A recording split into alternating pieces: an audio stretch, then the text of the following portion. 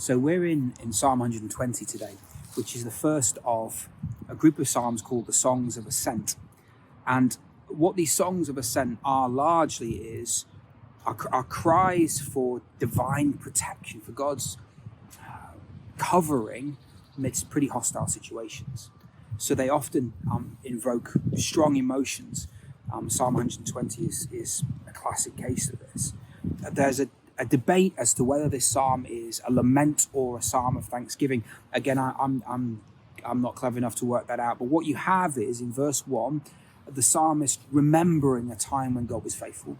And then he begins to journey into a fresh time where, whilst remembering God's faithfulness, he speaks about a hideous situation he finds himself in. So if I'm honest, I would say this psalm isn't for me. But as I read it, it reminds me of the kind of language that I'm allowed to have in prayer.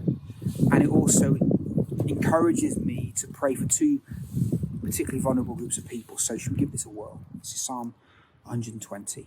In my distress, I called to the Lord, and he answered me. Deliver me, O Lord, from lying lips, from a deceitful tongue.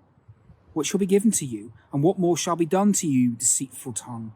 A warrior's sharp arrows with glowing coals of the broom tree. Woe to me that I sojourn in Meshech, that I dwell among the tents of Kedar. Too long have I had my dwelling among those who hate peace. I am for peace, but when I speak, they are for war. This is an unfinished psalm. There is no kind of happy ending here. It's someone remembering God's faithfulness, but crying and saying, like, God, I need help. And this person fears for their life. They are up against people who are lying against them and who want to go to war with them, want to kill them. So it's a pretty terrifying situation.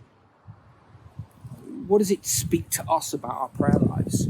Well, I think it teaches us to pray with honesty and with history. What I mean by that is you have to say it how it is, don't you? There's no point in faking it to make it when it comes to prayer. God, I remember that you once protected me, but I don't feel like you are now. I want this, they want that, and this is a disaster. That kind of prayer life is important, honest.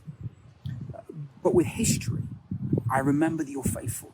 Even if it was a while ago, I still remember what you're about. There's honesty and there's history. But then there's this group of people, while this person's experienced, verse 3 and 4, where he speaks of being lied against and people wanting to kill him.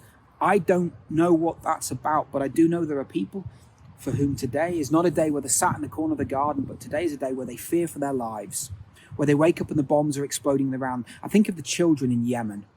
I think of the millions of people whose lives have been lost because of a hideous war. And this psalm reminds me, gives voice to their cry, and pulls me to pray for those who live in war-torn situations. We're called to intercede, to bang on God's door for these people. And also verses 5 and 6, woe to me that I sojourn in Meshech, that I dwell among the tents of Kedar. It's this cry of, I don't have a home, God. I'm living amongst people who don't even want me here. This is the cry of the refugee, the homeless, the bereft of a home, who just feel like the world is against them. And we know that we live in a time where there are millions of refugees around us who are largely unwelcomed and uncared for by governments or by individuals like you and me. And it's a cry for us to pray for them, to welcome them into our hearts, if not our lives. So I'll leave you with three things to pray from a beautiful yet awful psalm of lament. Pray with honesty and history. Pray for those living in war-torn situations, and pray for the refugees who are homeless and who live peaceless lives. Have a read, have a pray.